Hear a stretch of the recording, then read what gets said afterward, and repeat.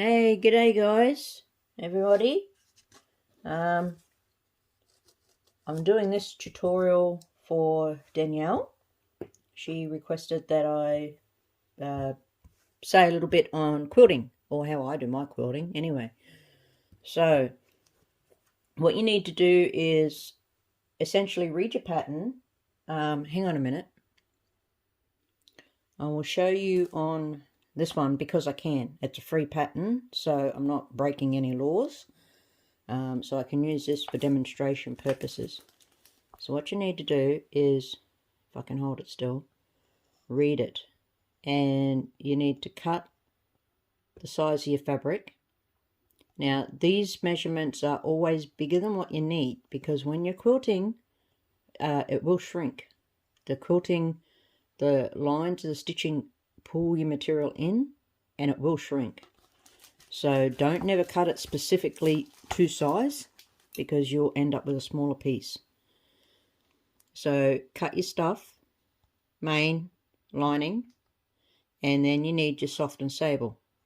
And you put down your lining fabric, and then you put down your soft and sable. Let me see if I can get the camera to focus. There we go. The soft and sable, and then your main fabric. So I've got my lining and my main. Now I am not using soft and sable. I'm using a double-sided foam. It's a Birch brand double-sided foam, and it is pretty much what we get, or what I can get here in Australia, cheaper than what I can get soft and sable. It's that simple. Comes down to cost. I can get soft and sable, but it is quite expensive. This I can pick up when it's on sale for 12 bucks a meter. So yeah, it's a lot cheaper. So I use that, and it has a rubber glue on it. So you iron your piece down and it makes the fabric actually stick. Whereas I believe with the soft and sable, it is a bit like a static. So the fabric will stick to a point, but not nowhere near like with this. Like, you know, look, it's not coming off. But the soft and sable will stay to a point on, sorry, your fabric will stay to a point on your soft and stable. So you sandwich them together, essentially. This is what this is called. Putting the three layers together is called sandwiching. So once you've done that, then what you need to do is work out what kind of design you would like as far as quilting goes on your specific piece. So it could have to do with the pattern. So as you think, you know, you want a specific look because of the pattern. Okay, so I dug out a few pieces to show as examples. So on this one, you know, I just quilted on the diagonal. This is on the 45 degree for that piece. And then on the zipper strip or side strip, I just done straight lines. Then on this one, I just done squares, essentially squaring out the circles, making them a focal point. On this one, I'll show you the back because I've got a label on the front. I just done essentially squares, but I done two lines. So it's just different quilting styles, designs can just highlight or showcase your fabric in certain ways. On this one, I think it will be easier on the back. So I did just random lines and not that far apart, and just going in different directions gives a different look. So it does. And then on this one, I echoed the design on this. So, you know, straight lines, and like there are so many different versions you can do. And then on the top piece I just quilted them straight up and down. That's a part of my a place for everything. And then on this one I done them horizontal, so horizontal that way, and sorry, yeah, well, on a diagonal, not horizontal, sorry, on a diagonal that way and diagonal that way. So just by putting them different ways, it just gives a different look to a very, very simple design. And then on this one, which is a double zip gear bag I'm doing, I just essentially, you know, I boxed it out again because it's a box like print. So I just echoed the boxes, well, not dead on, but yeah, just generally doing the boxes. And then on this one I done a diagonal. Can't really see it on the inside either. So I done diagonal lines here on the 45, but then going the opposite way, see here I've got them, I think that's about 2 inches apart between this fella and this fella. And then when going the opposite way, still on the 45-degree angle, I've done them an inch apart. So it just gives it, you know, a bit of a different look. So there's one here, here, and here, and then all across this way. It just makes it look different. So the biggest hassle I find is figuring out what design you want on a particular piece of fabric. And it comes down to what look you want. So, and the more you quilt it, the more it will pull in too. Because what you got to stop and think is, you know, you push down on that, you're creating an indentation. You see? And that's essentially what your stitch line is doing. It doesn't want to focus. But you know what I'm saying, like when you push down on something there, see? It's creating a crease and it's pulling it in. So every stitch line is going to pull it in, and that is how you get your shrinkage. So what will I do? I must admit I'm a fan of the 45 for some reason. I don't know why, but I do like the 45. So what I might do is I'll do it on the 45 again.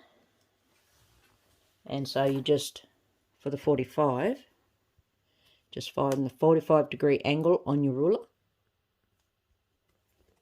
Line it up on one of the edges of your fabric. So there's my 30.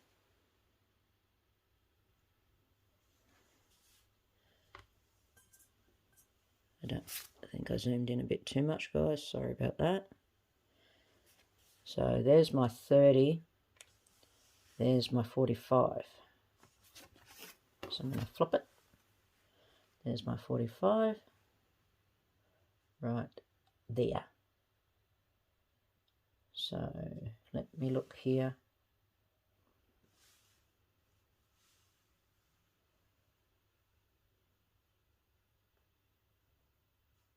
Okay. Just, I use a air erase pen, draw a line, and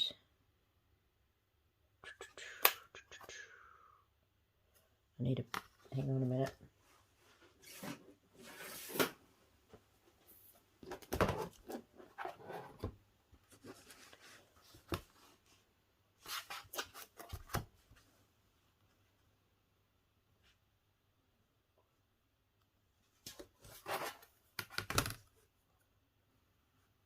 So I'm going to go 2 inches,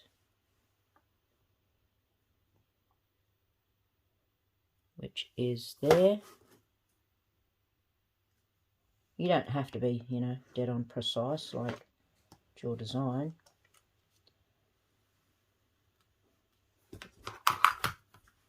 another 2. Ow.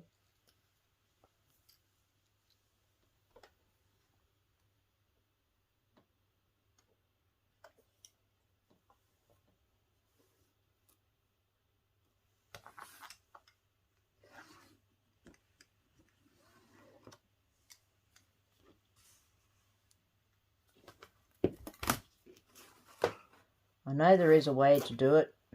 I don't see, this one only has it on the one end, so it's a bit hard for me.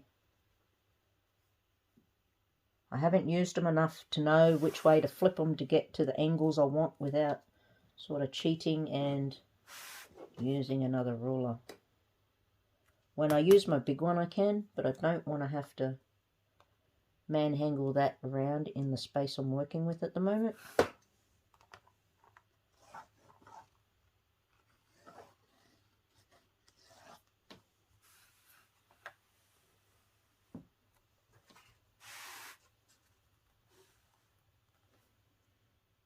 So what I'm doing is I'm measuring out the 2-inch mark,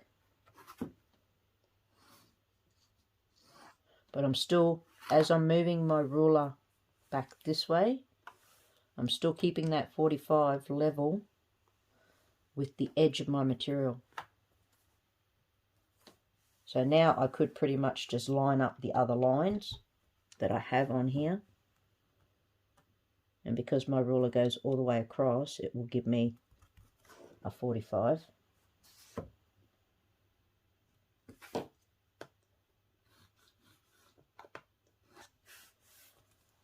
And then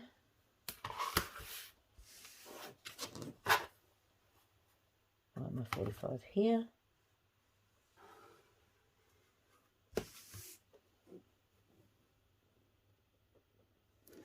Come down. So there's my 1-inch mark. Here's my 45 mark.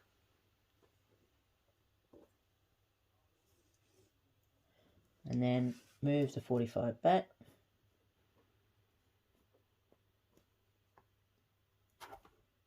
Silly girl, going the wrong way. Here I was doing so well. Gotta go this way. Getting ahead of myself. I'll just ignore that one.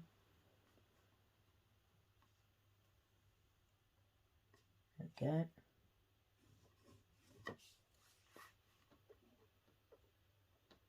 One inch. Now you don't have to draw a line. You can use the guide for your foot. I'll show you that in a second too.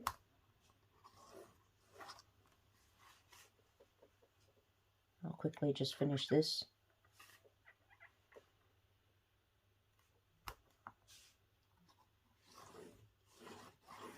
Right, I can do away with that one now.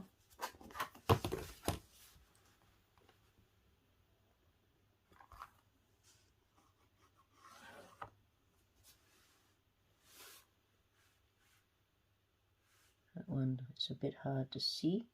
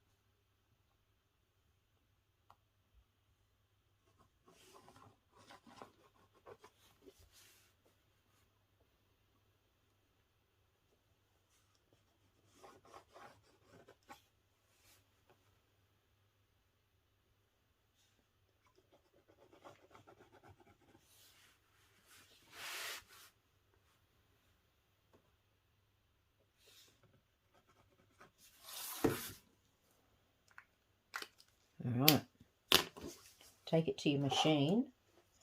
I use a walking foot. Makes it easier.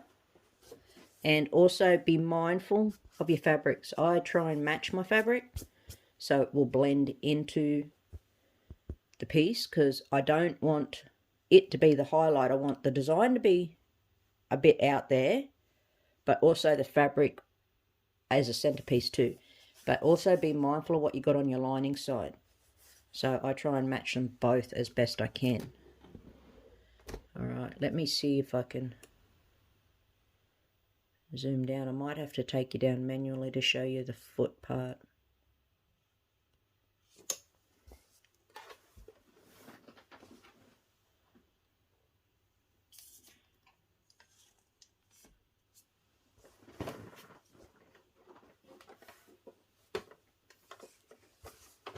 And I just line up my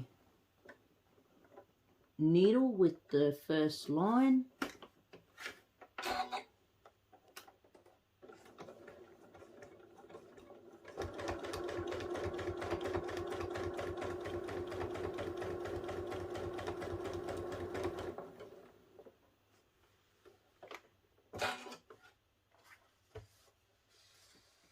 I don't have my needle in my fabric, but I just twist it,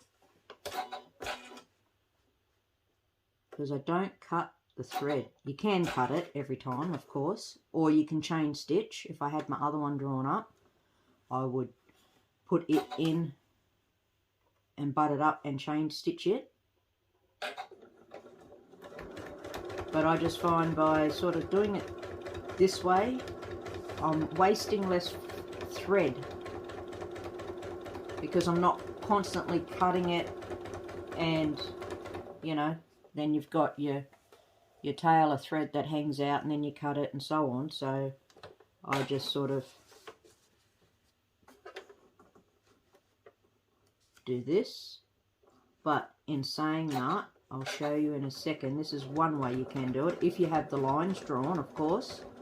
If you don't, and you use your foot, hang on a minute. Right, you should have, if you have a walking foot, you should have this little gizmo. And what you do is, hang on your machine, let me see.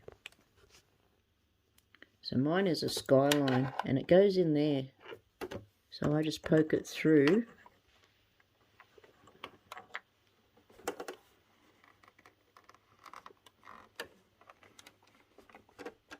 There we go. And that's what it looks like at the front. And then you set it to the measurement you want. So I'm doing 2 inches. So I have it out there.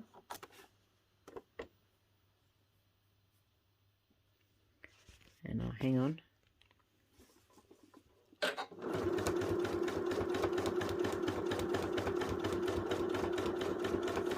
So you see, he is running directly in that line, but you would have it so this is in the line.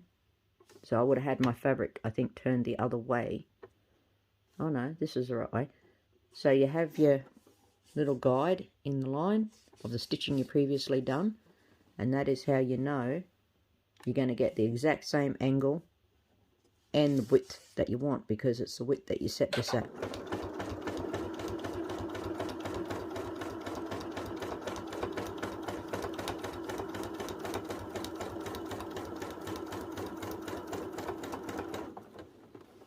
I do tend to quilt better, straighter, without it.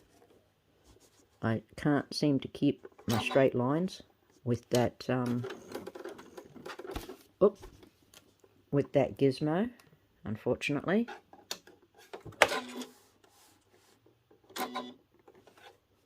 So there, that's pretty much all there is to it. And then you just continue to repeat the pattern all over.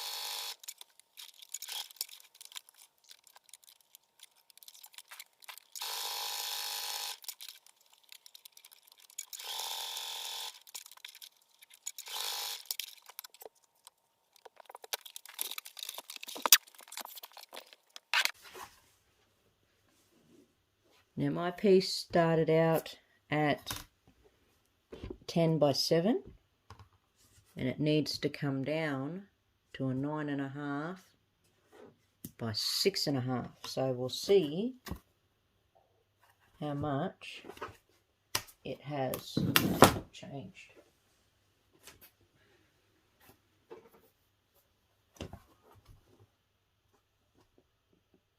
So it's still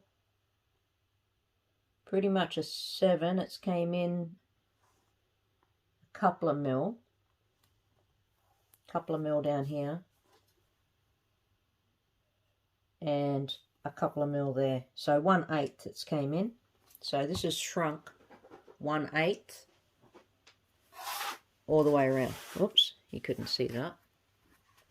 I'll do it again. I don't know if you'll see much, but put it up there like that.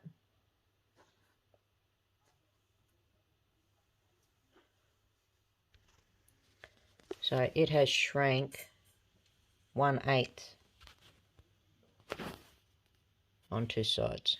So it's not a lot, but in saying that, I didn't quilt it heavy either. The more you quilt, the more it will shrink.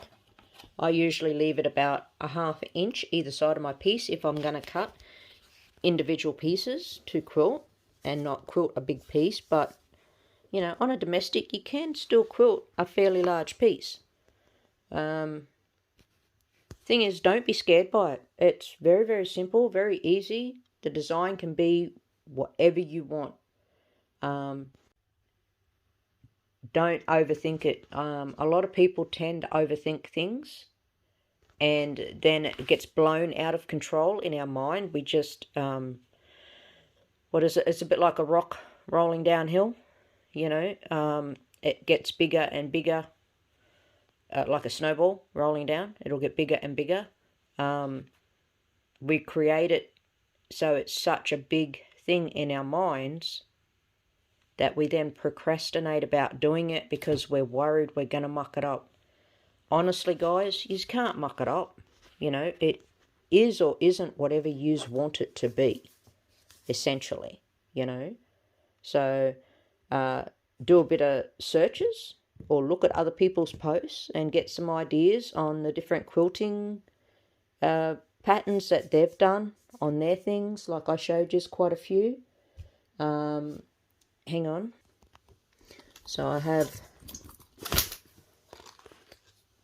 the running with scissors, you know, and I sort of did it a bit like the other one for my ultimate travel bag, but with just not as many on it. And then I'm holding the camera, so on the inside I just done straight lines. And then I matched the taker stand because it's meant to be matching with the running with scissors. I just didn't realize at the time, I didn't think too far ahead, but I got the pink there and I had the blue on this one, not realizing that once you put the pockets on, it would be entirely covered up.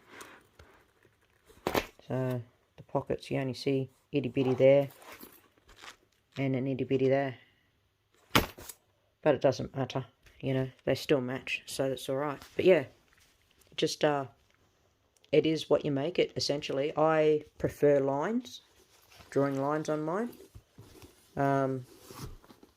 You can do it however you want with your guide. I did use my guide initially on my foot, that little hoovit there that lifts up and down.